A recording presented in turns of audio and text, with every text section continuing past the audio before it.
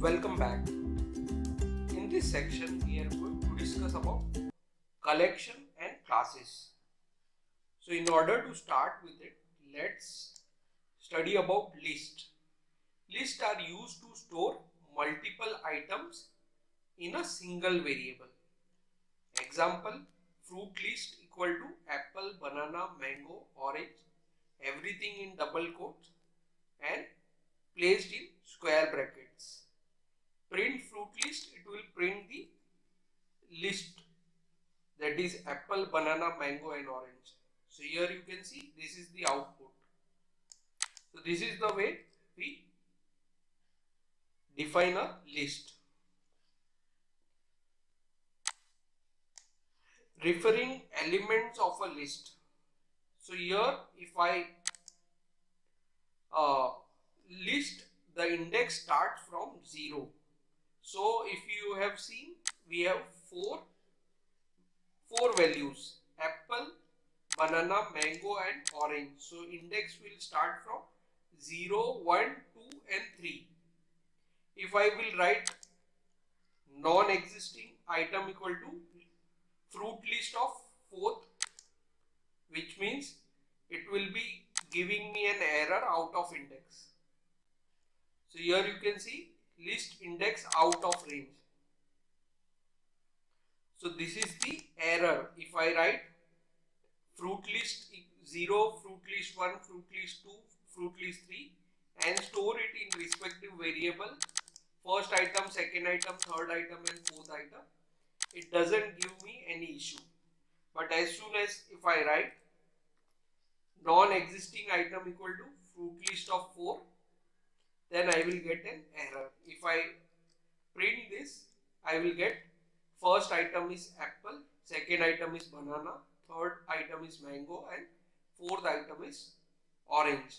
So if you see, concentrate on print statement, we are writing F triple quotes, the first item is quote and then we are specifying curly bracket first item, that is the first variable, and ending with a full stop, and then we are providing the 3 quotes.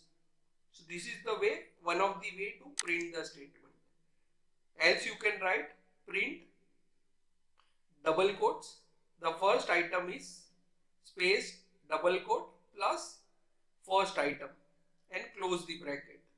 That will also print the same thing. So just I wanted to show you the different way of printing a variable.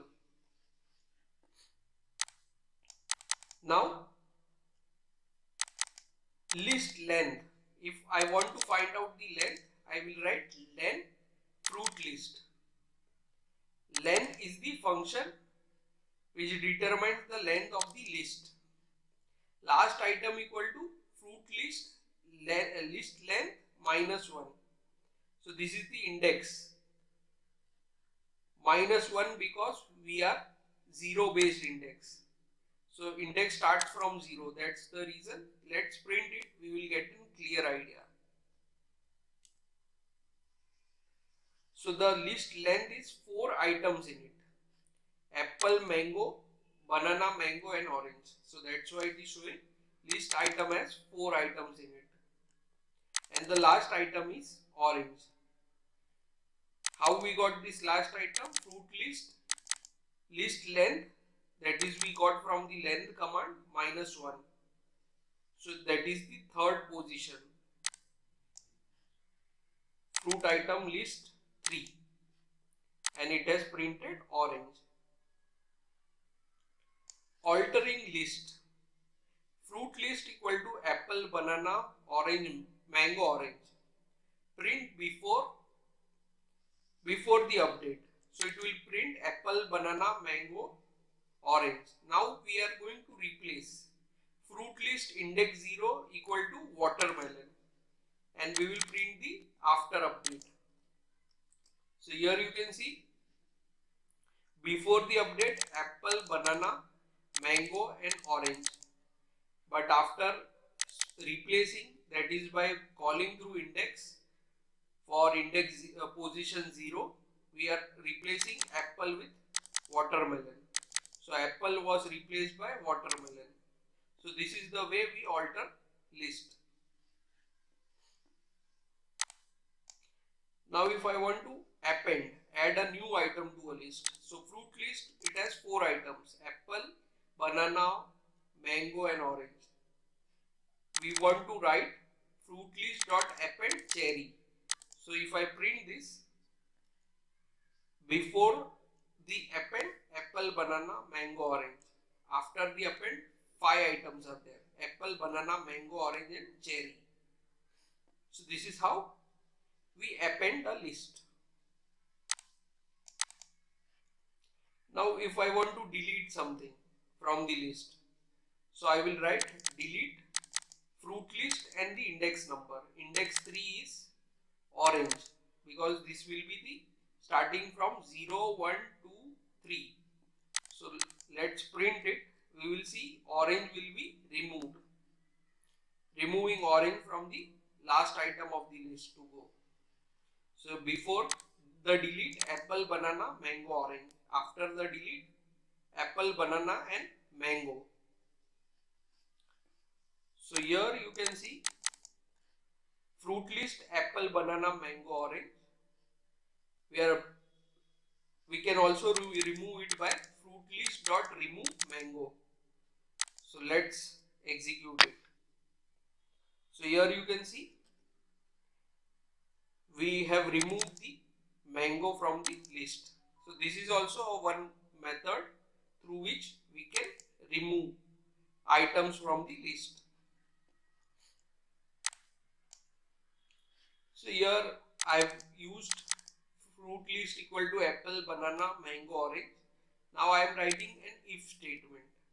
If apple in fruit list, print you had an apple for life.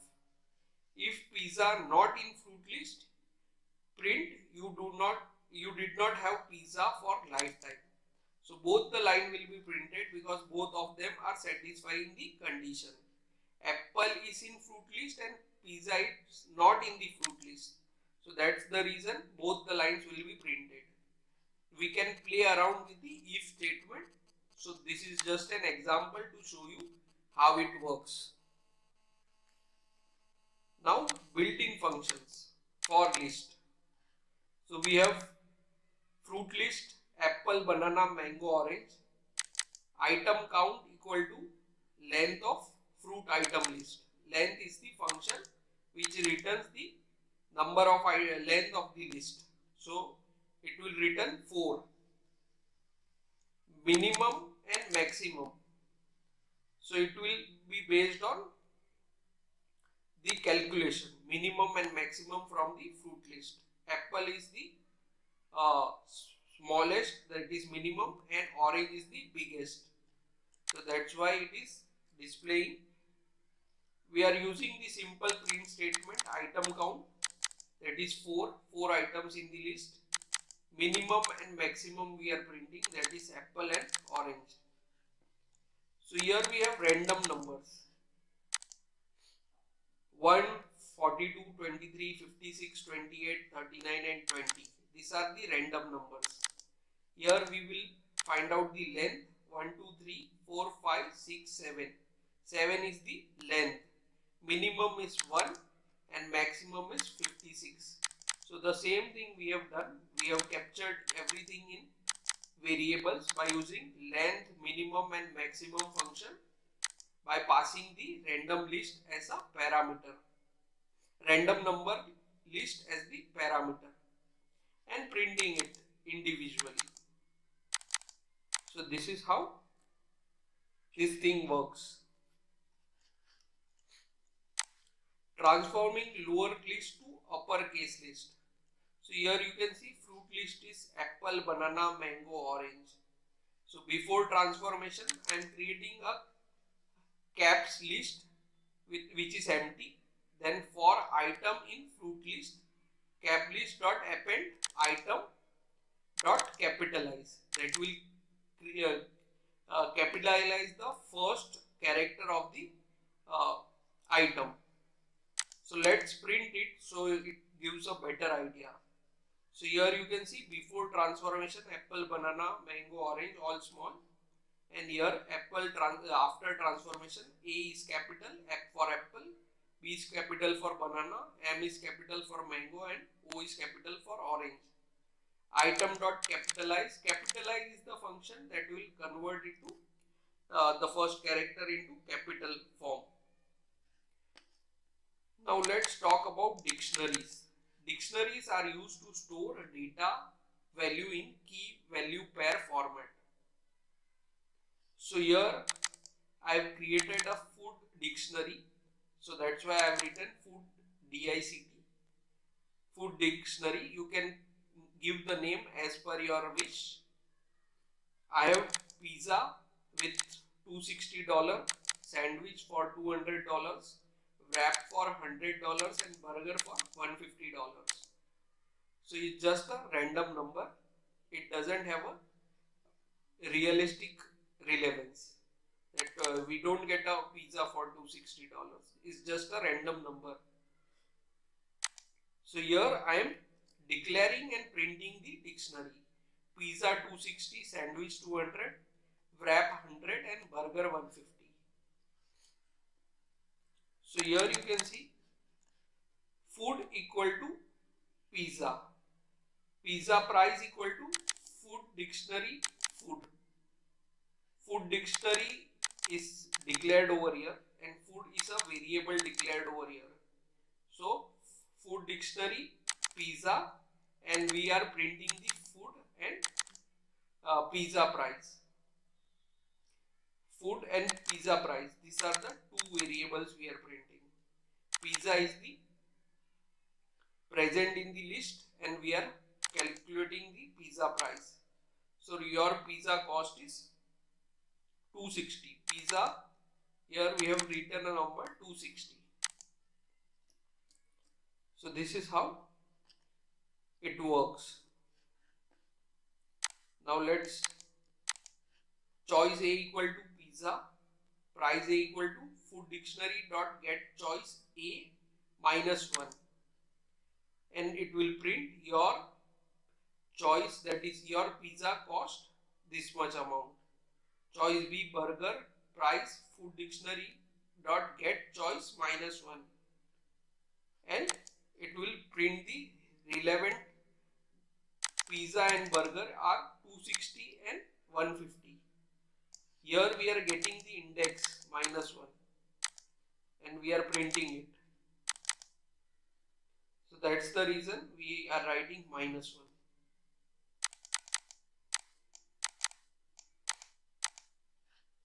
Food dictionary, we have specified pizza 260, sandwich 200, wrap 100, and burger 150. Now before insert and after insert, we are adding a new item called orange juice for 110. So it will print food dictionary, and let's see how it looks like. So here by using food dictionary, we specify the key and this is the value. So this is how a food orange juice got added to the dictionary. Even we can update it, like here if we see, we have declared this food dictionary pizza 260, we are going to replace pizza by 350 rupees, 350. So food dictionary pizza equal to 350, and let's print it. So before and after it will be printed. Here pizza initially 260, after execution of this statement it is 350. So this is how we update a dictionary. We can also delete it by using del food dictionary wrap. So we are removing this wrap item. So let's execute it. Del food district wrap. So here you can see wrap with 100 has been removed. Now let's look into objects, classes and objects. Python is an object oriented programming language. Almost everything in Python is an object and its properties and methods. A class is a template used to create object. So for that, let's create a class by using class name. So I have written my first class colon and I am declaring a variable x equal to 5 which is of type integer. Now I have created the class. Now I will create an object O1, that is object 1 equal to my first class.